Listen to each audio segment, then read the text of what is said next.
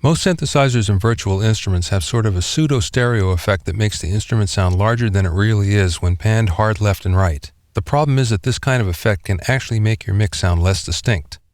In this video, I'll show you some techniques for dealing with some instruments that have artificial stereo, so you can hear that instrument better in your mix. So the first thing we're going to do is listen to some instruments that are in stereo. Some are artificially put in stereo, and some are recorded in stereo. The tendency is, if you have a stereo instrument, to pan it hard left and hard right. But the problem is sometimes that can actually cause more harm than good in the mix. Let's start with an electric piano. Let's listen to it in mono. Now this is recorded in stereo, and what makes it stereo is the fact that it has a channel that has vibrato on it, so you'll hear it warble a little bit.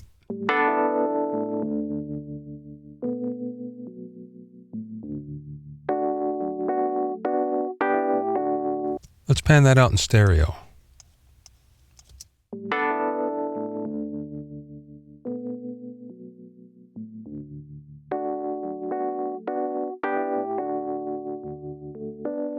Now you can hear that it got wider, but what really is going to make a difference is what happens with the other instruments after this. Now the next one that we want to listen to is the strings.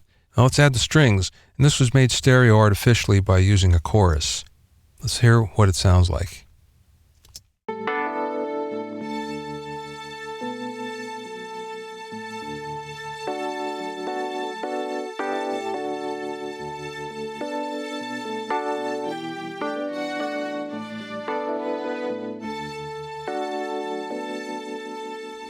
Now you can really hear that one warble as well.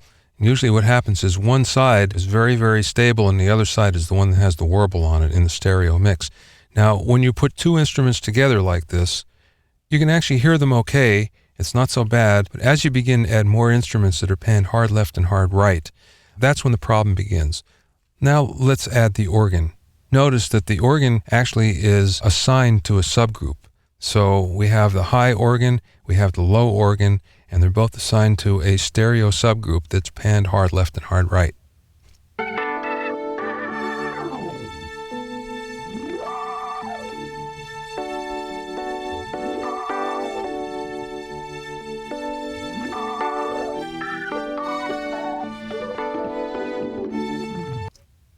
Now, as you can hear, there's a little bit of disconnection, as we talked about in a previous movie, where the low frequencies and the high frequencies don't seem to live together.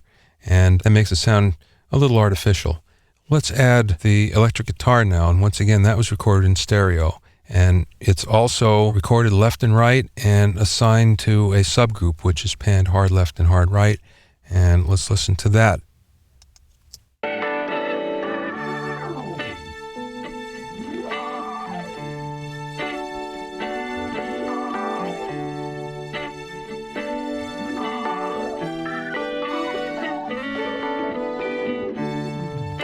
When we have more and more stereo instruments that are panned hard left and hard right, we come up with a condition that I call big mono. And big mono basically means that when you pan everything in stereo, hard left and hard right, you don't really wind up with anything that's near a stereo field. Everything just sort of sounds the same and it steps on one another. The beauty of having stereo is the fact that we can put each instrument in its own little part of the stereo soundscape. And that's really what we want to do. It's the best thing for us to hear each instrument distinctly. So the first thing we're going to do is begin to pan things, and I'm going to pan the keyboards just a little to the left and a little to the right, and you'll hear immediately how things begin to change and we begin to hear them a little more distinctly. So let's take the organ. We're going to go to the subgroup on the organ. Even though you can see the B3 high and the B3 low are panned hard left and hard right, panning is actually going to follow what I'm going to do right here. So as you can see, I'm going to keep one of the channels hard left, and I'm going to have the other one that's, not quite as hard left. It's going to be up towards the center.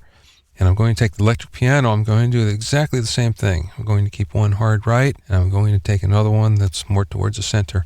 Now let's have a listen.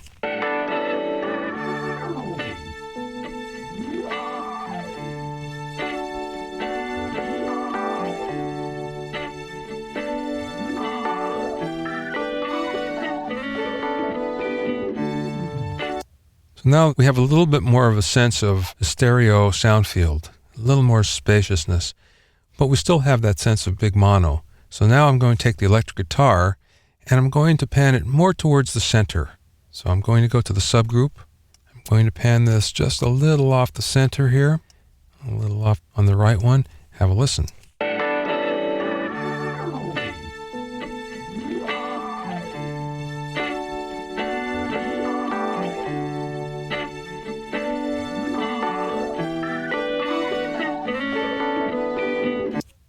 Now you can really start to hear the stereo. You can hear each instrument in its own little part of the soundscape.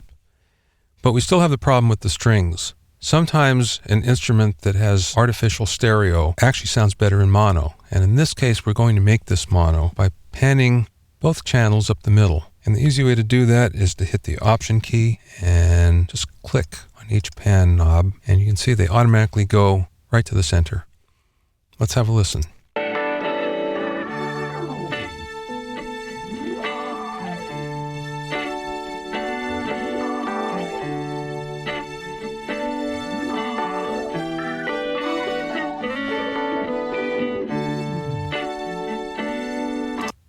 Now you can hear they're each in their own little soundscape. The only problem is that the strings sound just a little on the dull side, so we're going to skip ahead a little bit to what we'll watch in another series of movies. We're going to add some long reverb onto the strings. We're actually going to make this somewhat stereo. We're going to put it into a stereo sound field and make it a little more spacious. And we're going to do that by clicking up here on the send and have a listen as we play it.